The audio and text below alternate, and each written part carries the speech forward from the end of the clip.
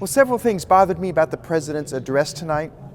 He talked about working with Congress, and yet he's been doing everything he can in recent years to go around Congress and the people's representatives here in Congress.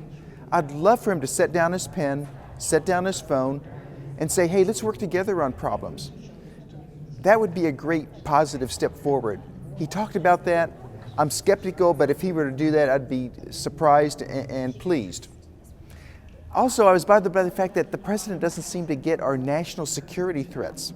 For instance, he mentioned the Iranian nuclear deal in a positive way, but neglected to talk about how Iran has taken captive 10 of our soldiers just today. I wish he would have addressed that and what we need to do about that.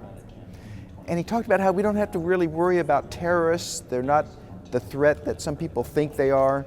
He talked about World War III. I just want him to assert American leadership in the Middle East so ISIS isn't as powerful and not as influential, including with homegrown terrorists here in this country, like we saw in San Bernardino. And lastly, I was concerned that the president took credit for things that he hadn't really accomplished.